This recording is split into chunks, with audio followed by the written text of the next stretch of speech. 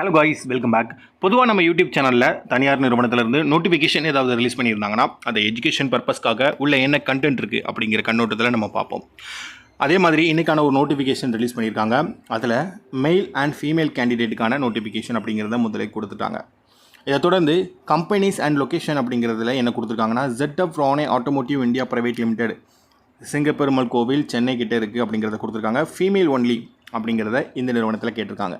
அதுக்கப்புறமா Vignesh polymer India private limited, Vallam, Sriperumbudur, Chennai கிட்டே இருக்குது அப்படிங்கிறத கொடுத்துருக்காங்க. மெயில் ஒன்லி அப்படிங்கிறத கொடுத்துருக்காங்க. அதை தொடர்ந்து அவங்க என்ன கொடுத்துருக்காங்கன்னா Motherson Sumi electric wire private limited அப்படிங்கிற ஒரு நிறுவனம், வரகடம், சென்னை, மெயில் ஒன்லி அப்படிங்கிறத கொடுத்துருக்காங்க. இதுக்கப்புறமா JM ஃப்ரைடெக் இந்தியா பிரைவேட் லிமிடெட் அப்படிங்கிற நிறுவனத்தில் வல்லம், ஸ்ரீபெரும்புத்தூர், சென்னையில் இருக்குது அண்டு மெயில் ஒன்லி அப்படிங்கிறத கொடுத்துருக்காங்க. ஓகேங்களா?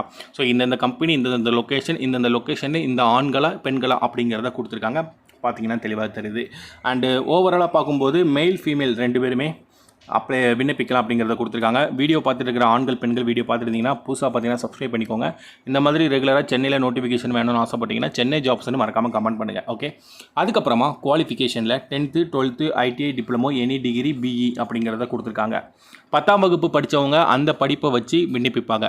12ஆம் வகுப்பு படித்தவங்க அந்த படிப்பை வச்சு விண்ணப்பிப்பாங்க. அதே மாதிரி தான் டிப்ளமோ, டிகிரி, BE, BTech என்ன படிச்சிருந்தாலும் சரி அந்தந்த படிப்பை வச்சு அதுக்கேற்ற மாதிரி விண்ணப்பிப்பாங்க. ஜாப் ரோலை பொறுத்த மட்டும் வரைக்கும் அவங்க என்ன கொடுத்துருக்காங்கன்னா machine operator, store keeper, quality checker, assembly operator அப்படின்னு மொத்தம் இந்த 4 விதமான பொசிஷனுக்கான நோட்டிஃபிகேஷன் தான் இப்போ அவங்க ரிலீஸ் பண்ணியிருக்காங்க. அதை தான் நம்ம பார்த்துக்கிட்டு இருக்கோம். அதுக்கப்புறமா கிராஸ் சேலரி கொடுத்துருக்காங்க. இந்த ரேஞ்சுக்குள்ளே இருக்கும்னு ப்ராக்கெட்லேயே ஆஸ் பெர் கம்பெனி நார்ம்ஸ் பிரகாரம் அப்படிங்கிறத கொடுத்துருக்காங்க.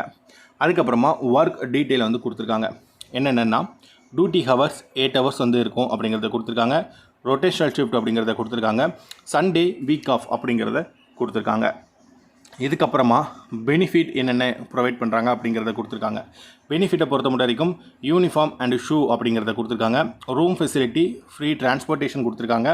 அதுக்கப்புறமா PF and ESI medical insurance, attendance bonus இதெல்லாமே பெனிஃபிட் கேட்டகரியில் கொடுத்துருக்காங்க.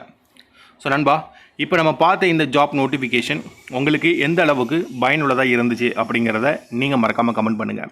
இந்த மாதிரி ரெகுலராக ஜாப் நோட்டிஃபிகேஷன் சென்னையில் பார்க்கணும்னு ஆசைப்பட்டீங்கன்னா சென்னை ஜாப்ஸ்னு மறக்காமல் கமெண்ட் பண்ணுங்கள். எத்தனை கமெண்ட்ஸ் வருது அப்படிங்கிறத பார்த்து அடுத்தடுத்த வீடியோவை உங்கள்கிட்ட கொண்டு வந்து சேர்த்துக்கிட்டே இருப்போம். அண்ட் நாளைக்கு தனியார் நிறுவனத்தில் ஏதாவது நோட்டிஃபிகேஷன் ரிலீஸ் பண்ணியிருந்தாங்கன்னா அதையும் எஜுகேஷன் பர்பஸ்க்காக உள்ள என்ன கண்டென்ட் இருக்குது அப்படிங்கிறத நம்ம பார்க்கலாம். நன்றி, வணக்கம்.